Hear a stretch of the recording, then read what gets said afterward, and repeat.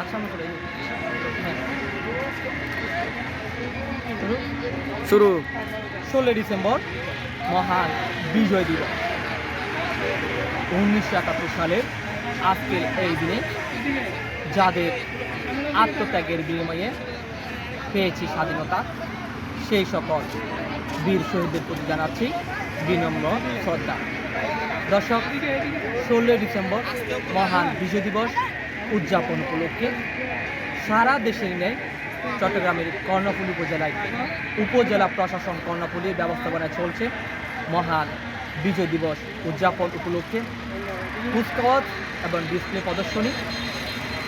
সকালে শহীদ বেদিতে ফুলের শ্রদ্ধা নিবেদনের মধ্য দিয়ে আনুষ্ঠানিকতা শুরু হয়।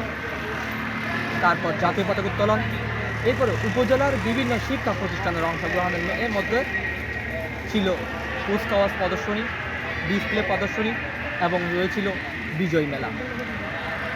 উপজেলা প্রশাসন কর্ণফুলী সূত্রে জানা গিয়েছে, সারা দেশের নেই কর্ণফুলী উপজেলা প্রশাসনও বিজয় দিবস উদযাপন উপলক্ষে ব্যাপক প্রস্তুতি গ্রহণ করেছেন এবং সকাল থেকে সেই কার্যক্রম তারা শুরু করেছেন।